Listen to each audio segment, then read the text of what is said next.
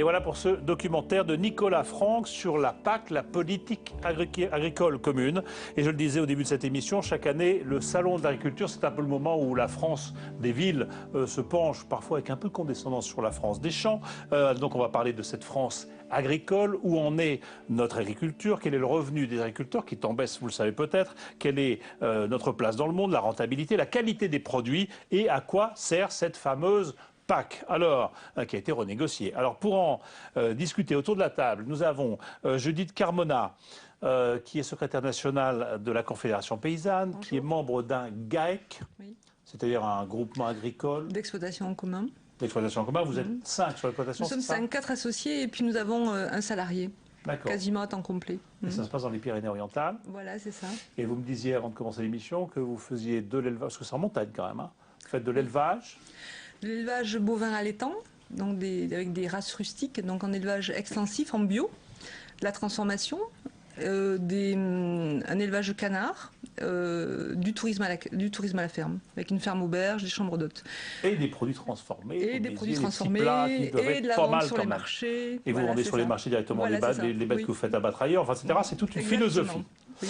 René Nicou, vous êtes sénatrice socialiste de la Creuse, mais vous avez grandi dans une ferme aussi? J'ai grandi dans une ferme, c'est mon frère qui a repris l'exploitation et je suis la maman d'une fille qui a épousé un agriculteur. Bon, donc vous êtes dans le milieu, si je puis dire. Voilà. Jérôme Chapon, vous êtes agriculteur également, vice-président des jeunes agriculteurs. Vous êtes dans la Manche. Là, c'est de l'élevage et vous avez combien, 70 bêtes? Non, je suis en production laitière. Nous sommes 4 sur l'exploitation à s'occuper de la production laitière avec 150 vaches laitières. 150 vaches laitières. D'accord. C'est beaucoup, ça? C'est une grosse exploitation? Divisé par 4, voilà, 40 vaches laitières, un petit peu moins de 40 vaches laitières chacun. Bon, sur on parlera de vos revenus après. Hein. Et Philippe Chalmin, on ne présente plus, économiste, qui sort d'un cours, et c'est gentil d'être là, spécialiste des marchés, des matières premières, quelquefois c'est le pétrole. Là, c'est l'agriculture. Alors un mot sur ce salon d'ailleurs, puisqu'il est en cours. Pour vous, c'est une bonne chose ce salon? C'est une caricature? Vous considérez comment les Parisiens qui se précipitent dans la plus grande ferme de France? Comme quoi? Des grands enfants? Comme quoi? Non, je trouve qu'ils ont besoin de venir voir les animaux, de venir voir voilà, comment se passe l'agriculture française. Ça leur plaît aux Parisiens.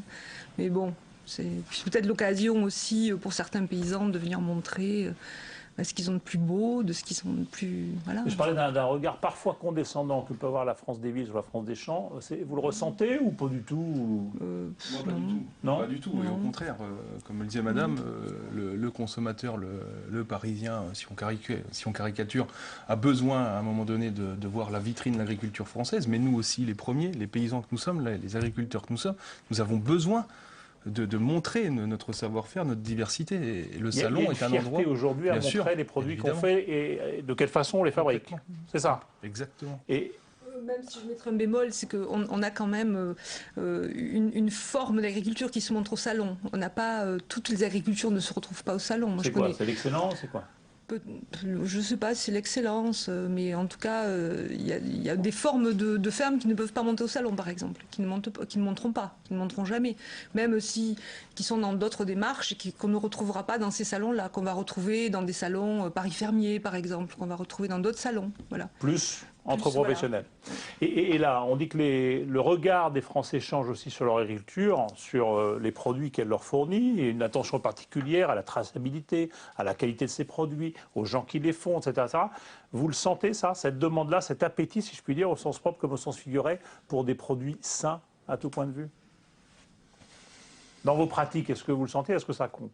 Vous allez me dire, oui, quand même, vous faites des produits faits à la maison, écoutez, tout ça. J'allais dire, nous sommes engagés depuis très longtemps dans cette démarche-là, autant au niveau territorial, par des démarches, de plus en plus des démarches de qualité, sur la production de veau, mais aussi dans la recherche, dans la recherche d'un produit qui va à l'attente des consommateurs. Nous, par exemple, on n'est pas en bio, on est passé en bio depuis quelques années. Donc on sent quand même... Vous êtes passé en bio parce que ça correspondait à votre démarche personnelle ou parce que vous sentiez qu'il y avait un appétit commercial pour le bio? Non, c'est pas j'allais dire, ça a été dans la continuité des choses normales. C'est-à-dire quand on s'est retrouvé sur un marché, avec un ensemble de producteurs, parce qu'il faut dire que sur les marchés, on retrouve tout. On retrouve les producteurs de légumes, les producteurs de miel, les producteurs de fromage.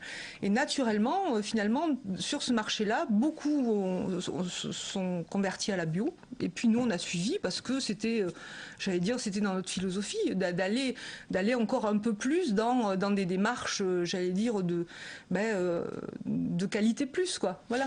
Et le producteur de lait de la Manche, il est sensible à ça ou lui, il donne surtout son lait à la coopérative ou à je ne sais pas quel système de ramassage et basta? Je fais les deux. Je donne effectivement, enfin, on est censé vendre notre lait à la coopérative ou au transformateur privé. Mais bien évidemment qu'on est sensible, et c'est pas d'aujourd'hui, à tout ce qui est question de traçabilité, de qualité, et pas seulement de qualité organoleptique des aliments, mais bien évidemment des qualités, enfin, les qualités aussi de bien-être et de conditions de nos animaux. Non, mais est-ce que vous sentez que pour les gens, c'est de plus en plus important, oui. Et nous, ce qui est de plus en plus important, c'est que nous devons aussi, à un moment donné, montrer aux consommateurs que nous le faisons depuis déjà un certain nombre d'années, quoi. Donc à un moment donné, le regard qu'on a sur vous le trouvez satisfaisant? Vous trouvez qu'il est caricatural ou qu'il est, on vous méconnaît ou... Voilà, il peut être caricatural quand on nous méconnaît. Mais à un moment donné, il y a aussi peut-être notre faute, donc mea culpa, on n'a pas su, à un moment donné, peut-être se vendre. Toutes les conditions de traçabilité dont on peut parler en filière bovine, dans la filière laitière, par exemple. Sensible avec la vache folle, qu'on a retrouvé avec l'histoire des lasagnes. On a la filière laitière qui, depuis une trentaine, voire quarantaine d'années, mes prédécesseurs pourraient le dire, on a des questions sur la traçabilité du lait, etc., qui sont quand même très rigoureuses en Europe et en France. C'est quelque chose qu'on n'a même pas su valoriser auprès du consommateur jusqu'à aujourd'hui. Donc commençons déjà par vendre ce que l'on sait faire depuis de nombreuses années. Puis à un moment donné, si le consommateur a encore besoin d'être rassuré, eh bien continuons. Vendre son savoir-faire. Philippe Chalmin. Oui, je crois qu'il faudrait quand même sortir un peu de cette sorte de caricature dans lequel finalement aujourd'hui nous mangeons plus mal que nous ne mangions hier. C'est totalement faux. Jamais la sécurité alimentaire n'a été aussi grande. Je n'ai pas dit ça, j'ai dit qu'il y avait de plus en plus d'attention des gens à ce qu'ils mangeaient. Je n'ai pas dit qu'ils mangeaient moins bien. Les gens ne se rendent pas compte, avec une sorte de regard nostalgique sur un passé quelque peu idéalisé, ils pensent que autrefois on mangeait mieux. Mais quelle erreur! Autrefois, justement, la sécurité alimentaire, les problèmes de conservation des aliments n'étaient absolument pas maîtrisés. On mangeait plus dangereux, mais est-ce qu'on mangeait aussi authentique sur la qualité de goût des produits? Attendez, alors là, me faites pas rigoler.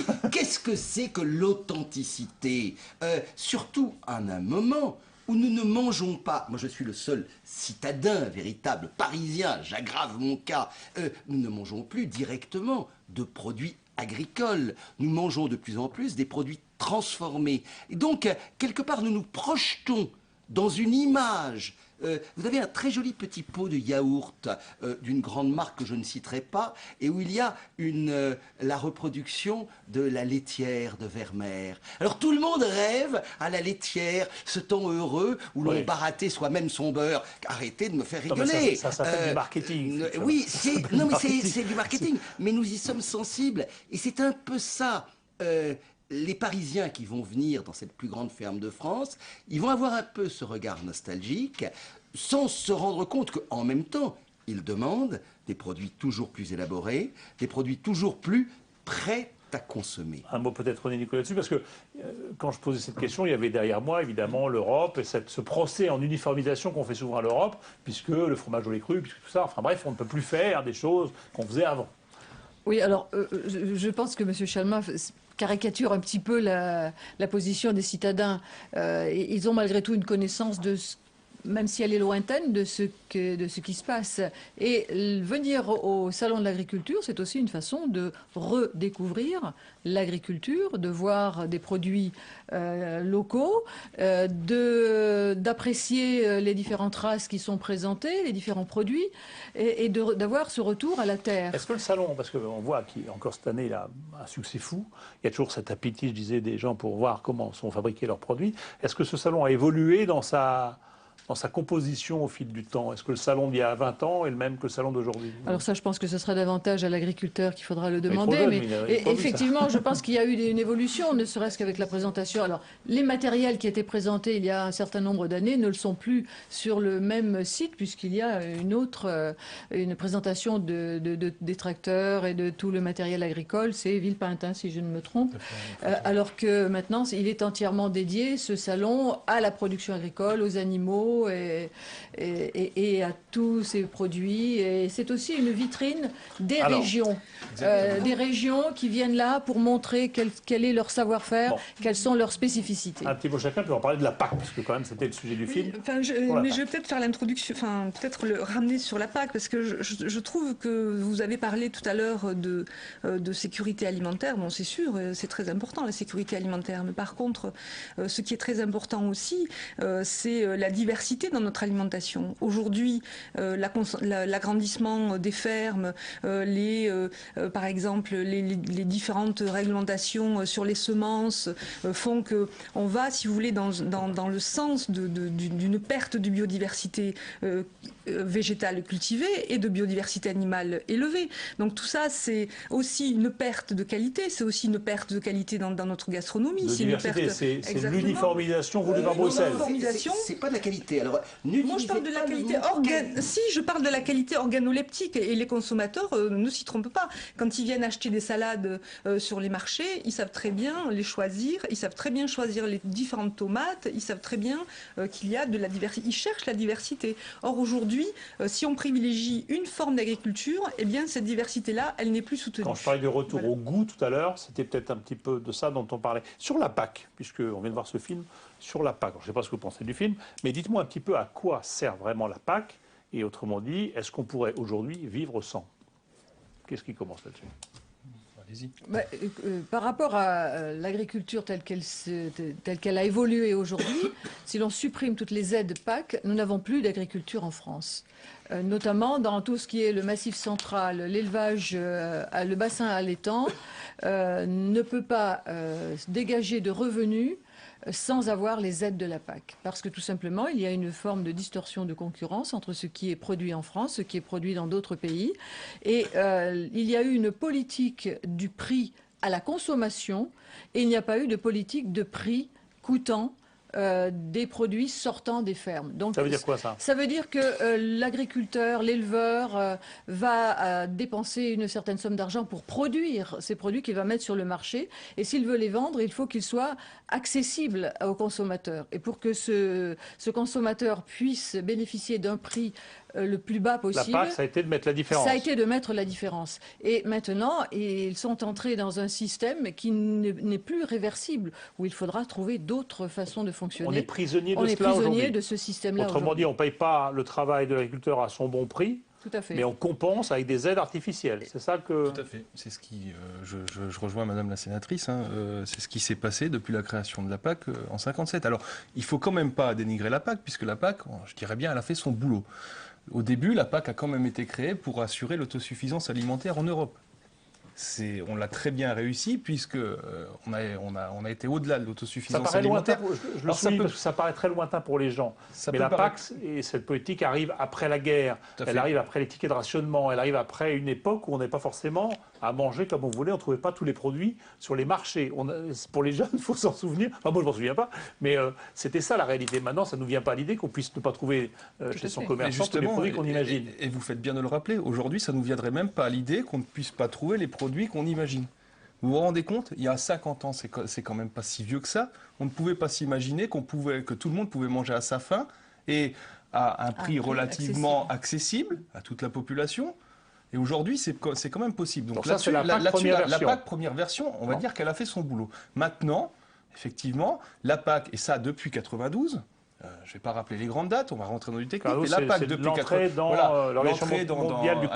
l'Organisation mondiale du commerce, etc. La PAC, c'est, on va dire, libéraliser et banaliser. On a fait de l'outil PAC une banalisation. On a dit, il y a un montant budgétaire que l'on va donner aux agriculteurs, quoi qu'ils produisent, à un moment donné, quelle que soit la production. Si je caricature, depuis 20 ans, c'est ce qui se passe. Et on arrive aujourd'hui à une PAC qui soutient... C'est-à-dire qu'on ne soutient plus une production donnée, Non, mais c'est l'aide à l'hectare. On soutient en fait une capacité à produire. Non, Un petit peu Même ça. pas. Même pas, On soutient une aide de subsistance pour que l'agriculteur subsiste peut-être encore sur son territoire où on soutient On une aide. calcule en fonction des hectares qu'il a. Exactement. On dit vous avez 50 hectares, vous avez droit à tant. Tout à fait. 150 hectares, ça fait tant. C'est ça. Quelle que soit la qualité et la nature de la production. Exactement. Et on peut dire, juste un complément par rapport à cette dérive, si je puis dire, de ces années post-92, c'est qu'il y a eu le découplage, c'est-à-dire que les aides n'étaient plus liées à une production sur les hectares et que certains ont bénéficié des aides à l'hectare alors que rien ne sortait comme production de ces terres agricoles. Il fallait même plus produire. C'est qu'on Et avait un certains- terrain de golf, on pouvait avoir Absolument. des aides de la PAC. Un terrain de golf, un aéroport ont pu bénéficier des aides PAC, ce qui n'est pas très logique. Bon, parce qu'on produit assez peu de betteraves sur les terrains de football. Ou alors c'est un mauvais terrain. On parle de terrain de golf, mais si je prends l'aéroport de Paris à un moment donné, c'est le même exemple. Alors, Ils bénéficiaient des aides. Il faudrait Compte vérifier, tenu de mais leur superficie. il faut vérifier, mais je Oui, crois pas. voilà. Je crois qu'il Sur cette PAC première version. Alors, la PAC première version, elle était essentiellement, il faut le rappeler, financée par le consommateur. C'est-à-dire que lorsqu'on se met autour de la table au début des années 60 pour fixer les premiers prix, on les a fixés sur la base à l'époque des prix des agriculteurs les moins efficients, qui étaient les agriculteurs allemands. Et comme on était en plein milieu des Trente Glorieuses, eh bien, ces prix ont été fixés à de tels niveaux qu'ils ont été effectivement extrêmement rémunérateurs pour le monde agricole. Et c'est ce qui a permis Ça d'ailleurs... veut dire quoi? Qu'on a surévalué les prix? Bah, bien sûr. Enfin, Au départ. qu'est-ce que surévaluer? On est rentré On a dans été généreux sur le... on est rentré dans une logique de prix administré et les prix qui ont été à ce moment-là mis en place, à la suite de compromis politiques entre les 6 États membres, bah, c'était les prix les plus élevés qui étaient ceux de l'Allemagne et qui ont été très rémunérateurs. Ça veut dire que l'agriculteur de la Creuse, je ne sais pas où, on lui a donné des prix pour faire son lait, pour faire ses... Absolument, alors ça a été valable. Qui était quand même assez confortable. Qui ont été C'est ça très confortables, et c'est ce qui a permis le développement de l'agriculture française. Il y a un des grands dirigeants agricoles, un des prédécesseurs de monsieur aux jeunes agriculteurs, qui était Michel de Baptiste, parlait de la révolution silencieuse. Le problème, c'est que ça a tellement bien marché que l'Europe est devenue excédentaire, s'est mise à exporter, et qu'à ce moment-là, il y avait des gens, nos concurrents, qui disaient « Non mais attendez, arrêtez, vous êtes en train de subventionner vos exportations. » Donc stop. C'est le début. C'est contraire au commerce international. Voilà, alors c'est le début de toutes les négociations très difficiles du GATT qui aboutissent à la première réforme de la PAC en 1993, dans lequel on a baissé les prix garantis et mis en place des aides de compensation. Puis ensuite, tout s'est délité peu à peu, et aujourd'hui, moi j'estime que la PAC... Attendez, aujourd'hui, n'allons pas trop vite, parce que voilà, c'est compliqué. Mais non, ce dont il faut bien être conscient, c'est qu'au départ, il faut se rappeler d'une chose. Une politique agricole, il y a 2 individus qui peuvent la financer. Soit le consommateur, soit le contribuable. Le consommateur par le biais de prix élevés, ça c'est la PAC première version. Le contribuable, ce qui était la politique aux États-Unis. Aux États-Unis, la politique agricole, elle est mise en place au moment de la grande crise de 29. Les consommateurs n'ont pas le sou. Donc on met en place ce qu'ils appelaient des paiements de déficit, de manière tout simplement à permettre aux agriculteurs de survivre. On va voir un petit extrait du documentaire. Un petit point sur lequel je ne vous ai pas compris. Vous dites qu'au départ, de la PAC, au tout début, c'était le consommateur qui payait des prix assez élevés. Moi j'ai compris qu'on subventionnait l'agriculture pour qu'elle puisse offrir à des prix assez accessibles, tout en se rémunérant par des aides. En 62, il n'y a pas d'aide directe. En 62, la PAC... C'est-à-dire que la PAC payait la différence entre le prix qui était élevé, entre guillemets, payé à l'agriculteur. Le prix de revenu qui était élevé. Voilà, tout à fait. Et le prix pas le prix auquel on le consommateur. C'était le consommateur. Ah non. Le consommateur est contribuable. Non. C'est très différent, le consommateur et le contribuable. Parce que, justement, l'un des facteurs de blocage de la politique agricole commune dans les années 70, c'est quand on devient exportateur, c'est qu'à ce moment-là, effectivement, il faut payer des subventions à l'exportation. Et donc, pour maintenir ces fameux prix. Le budget européen, et je rappelle que par ailleurs, il y avait une garantie. Cette garantie de prix, elle était assortie de la garantie de débouché. C'est-à-dire que le prix s'appelait un prix d'intervention. Et Voilà. donc, on apportait ses céréales, on apportait ses produits laitiers, on apportait sa viande bovine à l'intervention publique. Quand on était plus jeune, on a vu comme ça les l'Europe montagnes, acheter des montagnes de beurre. Il y avait le On appelait ça, stockage, voilà, il y on appelait ça le beurre d'intervention mais qu'on ça coûtait très cher. revendait après sur le marché quand les besoins étaient plus importants. Donc, Ça, c'était pas c'est la phase intermédiaire. C'est quand même quand ça a commencé à ne plus fonctionner trop bien. C'est le moment où on n'arrive pas à la réformer, années 70-80. Donc on n'est plus au moment de la mise en place de la PAC. On est déjà intermédiaire. Alors, attendez, parce qu'on va avancer. Dès les premières années, il y avait un certain nombre de gens qui avaient dit qu'on allait dans le mur parce qu'on ne pouvait pas garantir des prix sans contrôler les quantités. Philippe Chalmin. C'était ça le problème. On va avancer, et notamment sur cette nouvelle PAC, parce que moi j'ai découvert qu'il y avait une nouvelle PAC qui avait été négociée. J'avoue, en toute humilité, je ne savais pas. Plusieurs nouvelles PAC. Ah bon, c'est processus. La PAC, c'est tous les ans, comme on dit chez les catholiques. Une réforme est prévue pour être réformée, donc il y en aura encore d'autres. Bon, alors on va revoir un petit extrait quand même du film, du documentaire qu'on vient de voir sur la Pologne, sur ce qu'on dit en Pologne sur l'arrivée de la PAC, parce que j'ai l'impression qu'on retourne 50 ans en arrière. On regarde. Évidemment, le fait d'entrer dans l'Union a eu une influence très positive sur l'agriculture polonaise. Les exploitations ont beaucoup profité des programmes d'investissement, surtout pour la modernisation des exploitations.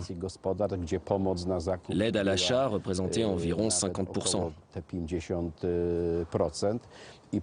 Cette mécanisation a beaucoup aidé l'économie polonaise. Les ventes ont augmenté, la technique s'est améliorée. Par contre, il faut dire honnêtement que les situations sont très variables. Une partie des exploitations a déjà fermé, une autre est condamnée à fermer à cause du processus de regroupement. Alors, voilà ce que dit le ministre de l'Agriculture polonais. C'est-à-dire que les Polonais aujourd'hui vont vivre ce qu'on a vécu nous il y a 50 ans, avec l'arrivée de la PAC, sa mise en place et la disparition des exploitations. C'est un peu ça. Ce qui s'est passé en France, c'est-à-dire l'agrandissement incessant des exploitations, puisqu'on avait une situation de très petites exploitations en France et petit à petit, grâce à la modernisation aussi, parce qu'elles n'étaient plus viables, ces toutes petites exploitations. Je crois qu'il faut aussi considérer qu'il y a eu une amélioration. Mais on a franchi un cap où maintenant on va vers un agrandissement incessant. C'était nécessaire, mais c'était largement encouragé par Bruxelles et par le système. Absolument. Et maintenant, on arrive à un stade où ça devient problématique pour la reprise des exploitations notamment. Justement, on en a perdu combien depuis les années 50 des agriculteurs et on en perd encore combien chaque année? J'ai plus le chiffre exact, mais c'est... C'est pas une colle, je ne l'ai pas moi. Non, mais peut-être M. Chalmin là. Aujourd'hui, on installe à peu près un agriculteur pour 3 départs. Voilà, très clairement. On peut estimer qu'il doit y avoir 4 à 500 000 exploitations qui livrent au marché. Et je suis probablement très large dans le haut de la fourchette. Et je pense qu'au début des années 60, on était 1,5 million, 2 millions. On était à 2 millions. Mais 2 millions. 2 millions 3. Voilà, c'est ça. Vous avez les chiffres. 455 et 6 millions de paysans. Donc on est passé de 2,3 millions à 498 fermes. Ne pleurons pas. Les 2 300 000 exploitations avaient une surface moyenne de l'ordre de 15 hectares. Et croyez-moi, on n'y vivait pas bien. Maintenant, on est quoi? On est passé à 55 hectares la moyenne, je crois, nationale, à peu près, tout compris. 56. L'élevage comme les céréaliers. C'est 52, je crois, la moyenne, et c'est le chiffre qui a été retenu justement pour la surprime à l'hectare. Et vous dites, on crée une exploitation pour 2 qui se ferment, ou 3 qui se ferment. Enfin, pour 3 qui se ferment, on installe un ou une agricultrice. C'est un bon rythme, ça va continuer comme ça encore longtemps, ou il y a un moment où on va toucher le fond de la piscine et dire qu'il faut arrêter de supprimer les agriculteurs. C'est pas forcément ce qu'on souhaite, supprimer les agriculteurs, absolument pas. Et je dirais bien que ce rythme qu'on a eu en France, il a été, je dirais bien, moins élevé ou moins abrupt que dans d'autres pays. Pourquoi? Parce qu'en France, et j'aimerais bien quand même le rappeler à nos concitoyens, c'est qu'on est l'un des pays où nous installons le plus de jeunes agriculteurs, où nous sommes le pays où nous avons une véritable politique d'installation. C'est-à-dire que, et là je rejoins ce que disait Madame Nicou tout à l'heure, lorsque dans les années 60, les exploitations n'étaient pas viables, aujourd'hui on en est arrivé à des situations où les exploitations sont relativement viables. Donc au-delà du caractère de la viabilité, nous voulons que les exploitations soient aussi vivables mais transmissibles. Si effectivement nous ne savons pas contrer l'outrance, enfin l'agrandissement à outrance, etc., nous ne pourrons plus transmettre les exploitations demain. Et ça sera problématique parce que on peut se poser la question dans quel modèle agricole français nous voulons aller demain. Vous dites quoi? Il faut savoir, on est allé assez loin maintenant, il faut stabiliser le mouvement, il faut savoir stabiliser le mouvement, comme vous le dites, et puis se poser la question du modèle agricole. Le modèle agricole que l'on peut souhaiter, au moins chez nous les jeunes agriculteurs, le modèle agricole type familial. Quand je dis type familial, c'est pas forcément le lien du sang, hein, mais c'est le modèle agricole. Une exploitation à taille humaine, on va dire. Humaine. C'est plus une entreprise, ça exactement. Reste... Où le chef d'exploitation est maître de son capital, gouverne son exploitation et fait vivre sa famille quand même. Et ça, ça veut dire quoi? On est arrivé au seuil. On est arrivé... Voilà, à votre avis. Tout à fait. On peut considérer qu'on est arrivé au seuil. Alors après, d'autres formes sociétaires peuvent permettre à un moment donné des regroupements. Judith Carmona, puis après Philippe Chalmin. Ben oui, il est clair qu'aujourd'hui, c'est pire que ça. C'est pas qu'on est arrivé au seuil, c'est qu'il faut carrément changer de politique.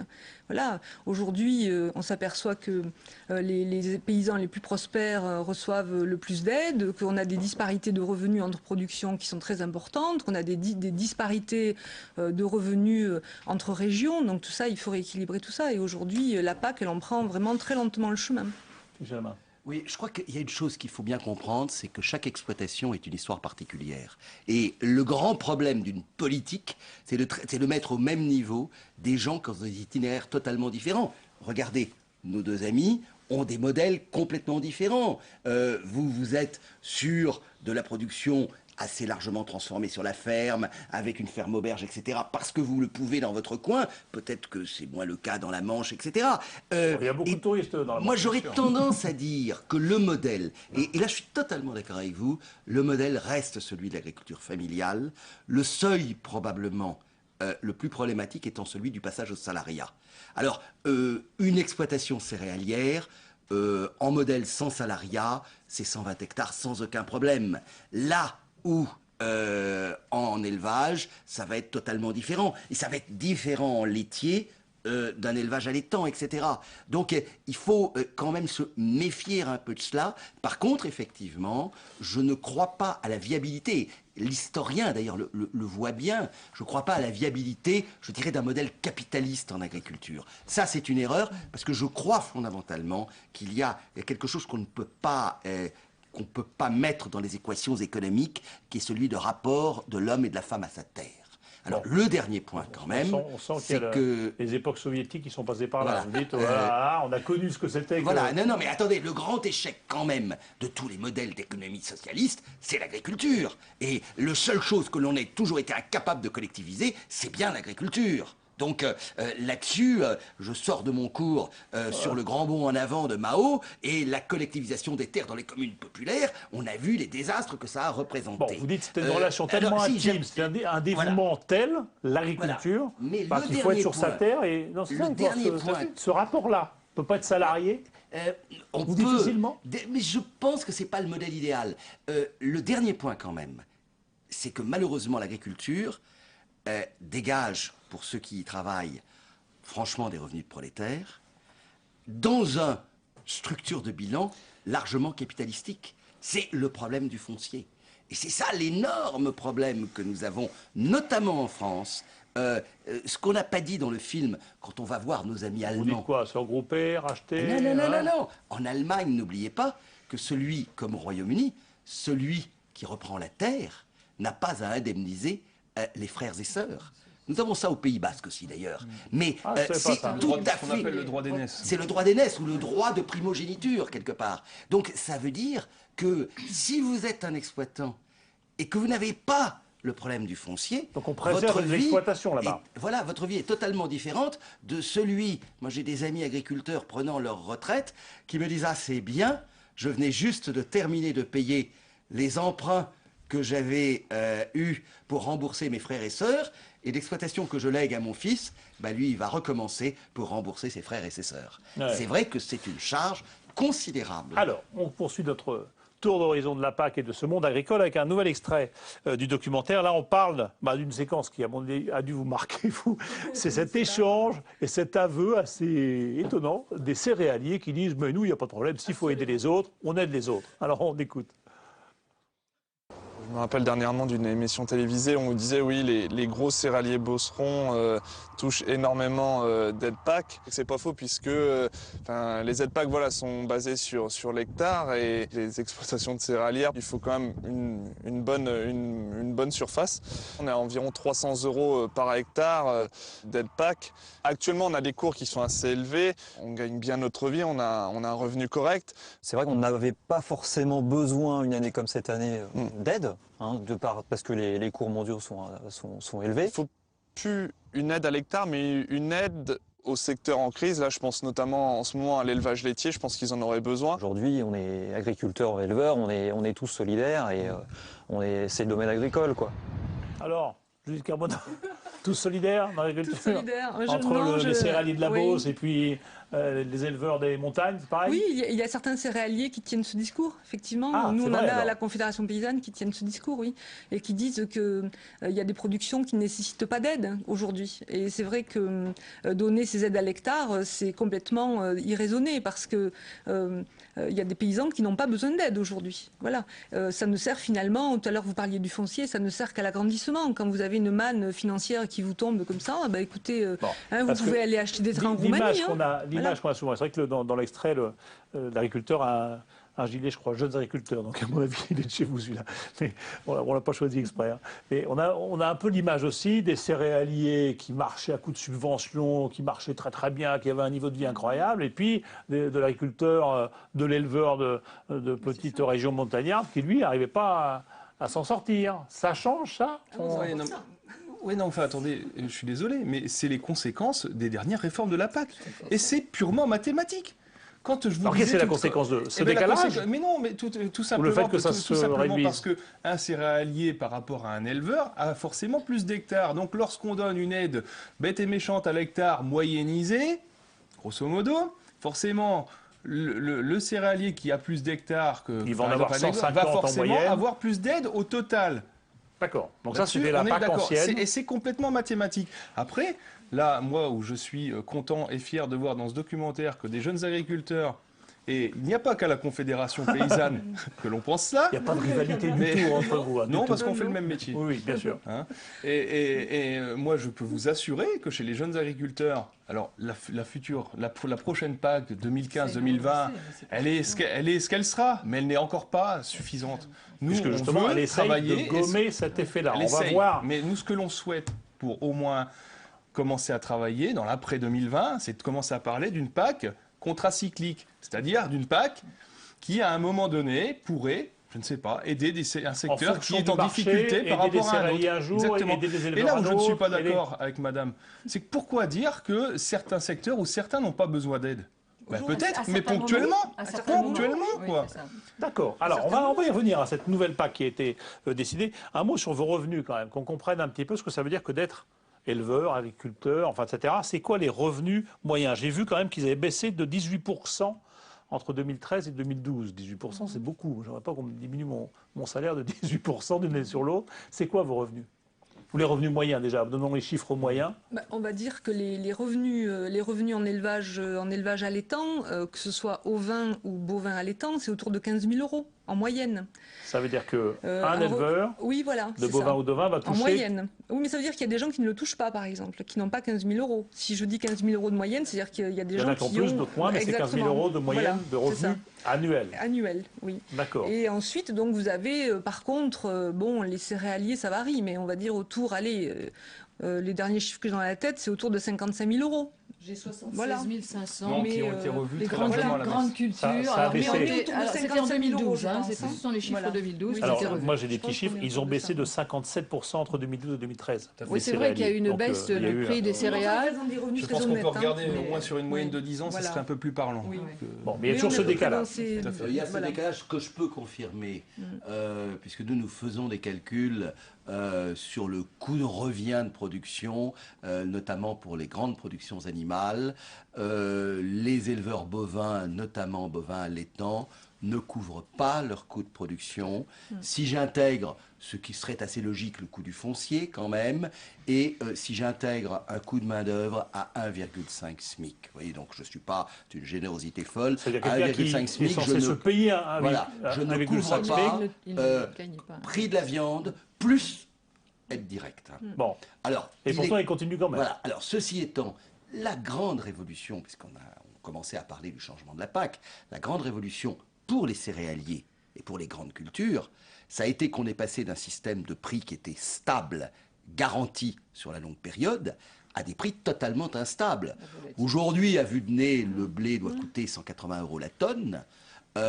Il s'est baladé sur les 5 dernières années entre 120 et 300 € à peu près, avec, je dirais, un point mort pour un céréalier. Alors là, on peut discuter, moi je le mets à 150, certains me disent 170, mais de cet ordre-là. Le point mort, c'est le point d'équilibre. Ce serait le point d'équilibre. Donc il faut bien se rendre compte que le monde agricole vient de connaître sur ces 5 dernières années, c'est pour ça que je parle un peu de la fin de la PAC. La fin de la PAC qui était une PAC qui gérait les marchés, qui garantissait les prix. Le monde agricole vient de connaître une révolution culturelle complète. Le passage du stable à l'instable. En passant sur le marché mondial et en subissant de plein fouet la concurrence mondiale et la fluctuation des cours mondiaux. Mais non, attendez. Oui, pour le céréalier, c'est ça. Oui, mais nous étions déjà sur le marché mondial. Mais nous étions protégés justement par ce système de l'intervention, des garanties, etc. Tout ceci est terminé. C'est vrai qu'aujourd'hui, le prix du blé en Europe, qui est ce qu'on appelle le FOB Rouen, donc le prix à l'exportation Rouen, est une dérivée, est une des composantes du prix mondial, avec le prix de Chicago, le prix de la mer Noire, etc. Dites-moi la nouvelle PAC qui a été négociée. En quoi est-ce qu'elle est différente de ça et en quoi est-ce qu'elle diminue d'ailleurs l'écart entre le céréalier et l'éleveur? Je crois qu'il faut reprendre ce que disait mon voisin. Il ne reste pas très longtemps. Par rapport à l'ancienne PAC, qui avait produit des droits à paiement unique, qui avait été basé sur la valeur qui pouvait, disons, c'était des références historiques, qui avaient donné naissance à une production sur des terrains et comme on a découplé, c'est-à-dire qu'il n'y avait plus de lien entre la production issue de ces terrains et la surface elle-même, il y avait une compensation qui se traduisait par un droit à paiement unique. À l'hectare. À l'hectare. Bon. Donc plus, uniquement en fonction de la superficie et pas de la production. Ça, plus la terre était riche, plus il y avait de production intéressante, plus le droit à paiement était élevé. Prime pour le céréalier. Ce qui fait que le céréalier avait une prime supérieure. Qu'est-ce qui va changer là? Ce qui change, là, de manière à essayer, je dis bien essayer de résorber ces grandes différences entre les productions, le système qui a été trouvé pour la France, puisque ça a été un combat aussi au niveau européen, et tous les pays ne sont pas sur les mêmes dispositifs. La France a réussi à faire accepter des paiements à l'hectare différents, c'est-à-dire qu'il y aura une surprime aux 52 premiers hectares de manière à favoriser les plus petites exploitations. Autrement dit, les éleveurs, tout à qui ont besoin de moins de terrain. Donc c'était une façon de les... que les éleveurs. Enfin, non, mais ils font partie de ceux qui seront en tout cas, un ceux peu qui ont aidés. une exploitation moins grande. Voilà. Ça majore les 52 premiers hectares. Et ensuite, ça, c'est ce qui a été décidé. Voilà, mais ça majore à partir de 2015 et seulement 5% sont consacrés. D'accord. Et donc, il y a une normalement, on devrait aboutir à une convergence à l'échelle de 2020. Entre les revenus des différents Mais cette convergence va être beaucoup plus lente que ce qui est attendu. Puisque c'est un peu ça. Non, mais le voisin n'est pas d'accord. L'objectif qui était prévu initialement sans être trop technique, par l'Europe, c'était qu'il y ait une convergence. Et là, je suis d'accord, il n'y a pas la convergence qui était attendue de la part des agriculteurs. On aurait pu imaginer plus. Absolument. Mais par rapport à ce que disait M. Chalmin tout à l'heure, c'est-à-dire cette compensation systématique qui n'existe plus et qui fait qu'effectivement les revenus peuvent être soumis à des variations importantes de cours. Est-ce que ça, la PAC d'aujourd'hui va le compenser ou pas du tout? C'est fini ça? Non. On est sorti de ce monde. Non, tout à fait. Ça, c'est fini. Non, puis ça manque, et pour rebondir un petit peu sur les propos de ma voisine, la nouvelle PAC, autrement dit, surprimer les premiers hectares. Surprimer les premiers hectares, je dirais bien on peut considérer que c'est une nouvelle forme d'aide. Et oui, effectivement, elle favoriserait les plus petites exploitations, et encore, c'est pas sûr, mais elle pourrait favoriser les actifs à condition qu'on reconnaisse les vrais actifs agricoles, du moins les actifs agricoles, les hommes qui travaillent sur les exploitations. Encore faut-il qu'ils soient tous reconnus. On n'y est pas. Ça, c'est l'objectif. On n'aide pas, on continue à donner des aides aux hectares sans considérer les actifs. Les gens qui travaillent sur la ferme. Ce ne sont pas des aides aux actifs. Ce seront des aides aux actifs, comment dire... nous, on aurait préféré qu'au lieu de donner des aides aux hectares, on donne des aides aux actifs. Voilà, sans considérer les hectares. On s'occupe des hommes plus on s'occupe des hommes d'abord, exactement. Alors, juste une petite remarque. Moi, j'aimerais juste finir, parce que je n'ai pas beaucoup pris la parole. Le temps est terminé. Le temps est terminé. Allez-y, juste un mot. J'aimerais juste dire que sur la convergence, la France avait la possibilité de donner, de dire, voilà, on répartit également entre tous les hectares, on donne la même chose à tous les hectares. C'est-à-dire que c'était la convergence à 100%, mais elle est allée à 70%. Voilà, donc elle n'est pas allée au bout de ce qu'elle pouvait faire. Elle a fait une partie du chemin, mais elle n'est pas allée au bout. Elle n'est pas allée aussi loin que vous l'auriez souhaité. Aussi loin qu'elle aurait pu même aller. Vous êtes tous, si j'ai bien compris, en préparant l'émission, à peu près contents de l'évolution des choses, tout en pensant que ça n'allait pas assez loin. Alors, oubliez quand même ce mot d'aide. Et n'oubliez pas qu'il s'agit essentiellement d'une nouvelle rémunération de l'agriculture pour tout ce qu'on lui demande, car on lui impose en face un cahier des charges. Absolument. Agro-environnemental, aménagement de l'espace, etc. Donc moi, je milite pour que l'on sorte de cette idée. On n'aide pas d'agriculture, mais il est légitime, et cette fois-ci, il est légitime que le contribuable citadin paie pour ces gens qui entretiennent leur espace et qui l'entretiennent en plus avec des contraintes environnementales plus grandes que jamais. Vous dites qu'il faut arrêter de voir dans l'agriculteur quelqu'un qui passe son temps à être subventionné par l'Europe. Il n'est pas subventionné. Je crois que c'est tout à fait... il est encore à vous, quand même. Cette vision. Il l'est encore. Puisqu'il y a des exigences. Non, c'est de la rémunération d'un certain nombre de contraintes que nous lui imposons.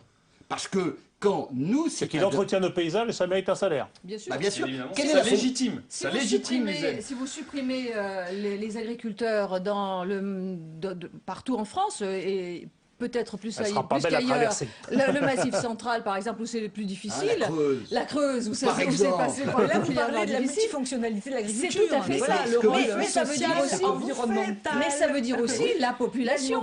Ça veut dire qu'on crée des déserts. On n'a plus cette attractivité. Donc parce que vous avec les subventions agricoles, c'est ça qu'on paye. C'est le fait d'avoir une France belle.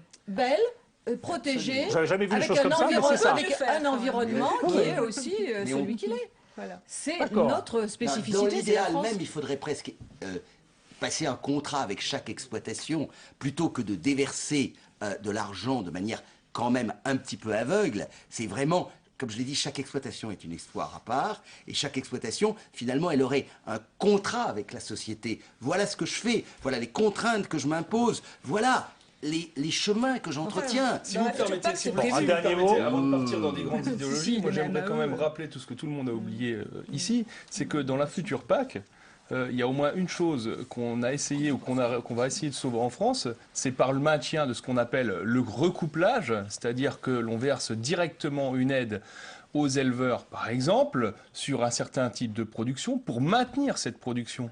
Et ça, ce maintien de cette production, ce maintien de cette diversité de production, c'est quelque chose quand même auquel on doit rester attaché. Parce qu'il y a des productions, si on parle de la vache allaitante par exemple, si on ne continue pas à la maintenir financièrement directement, elle disparaît complètement du tout. En clair, parce qu'on est arrivé au bout, que si on veut continuer à avoir une belle diversité dans nos assiettes, et sur les marchés de produits, il faut des paysans pour le faire. Absolument. Et qu'ils soient aidés quelquefois à maintenir cette diversité-là. Voilà, et cette France et ces beaux paysages qu'on aime tant. Merci beaucoup. Et je ne sais pas si vous aimeriez que vos enfants, si vous en avez, fassent le même métier que vous. Je sais pas. Bien évidemment. Ah, mais le mien est déjà engagé. J'ai un qui est plus... Bon. Mais ils sont trop jeunes. D'accord. Merci. Merci. Et bien sûr, vous pouvez, je vous signale que le salon n'est pas terminé. Vous pouvez toujours y aller si vous voulez prendre un petit peu d'air frais de la France agricole. Merci à Aurélie Lafasse qui a préparé ce débat. Je vous rappelle notre adresse mail si vous voulez nous écrire. Je vous dis que la semaine prochaine, vous retrouverez Claire Barsac pour parler du féminisme. Je ne sais pas pourquoi on ne m'a pas confié ce débat-là. Et nous, dans 15 jours, on parlera de chlordécone. Et là, on restera sur des produits agricoles et la question des pesticides dans ces questions-là. Merci beaucoup et bonne semaine sur Public Sénat.